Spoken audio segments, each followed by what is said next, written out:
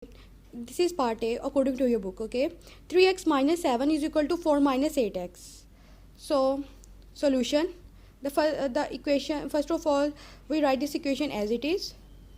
3x minus 7 is equal to 4 minus 8x. Okay, so, in next step we have to cancel out this minus 8x from this side, because we have to find the value of x from this equation. Okay, so when for cancelling out minus 8x, adding 8x on both sides, when we add 8x on both sides, right hand side and left hand side, this 8x will be cancelled out by this 8x, and 3x plus 8x is equal to 11x. So answer is 11x minus 7 is equal to 4.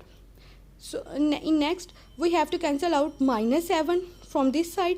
To cancel out the minus 7, we add plus 7, we add 7 on both sides, just like this.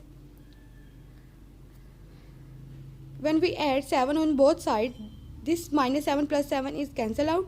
4 plus 7, 11 or 11x, just like this. Okay, in next now cancel out this 11, that is multiply by x.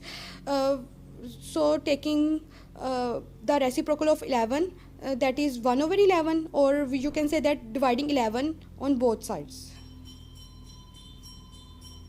Okay, this 11 is cancelled out by this 11, and this 11 is cancelled out by this 11. The answer is x is equal to 1. Next question, part B, 4x minus 10 is equal to 5x plus 7. Solution,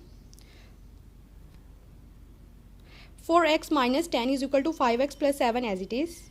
First of all we have to cancel out this 5x from that is present in right hand side. To cancel out this 5x, subtracting 5x on both sides, just like this.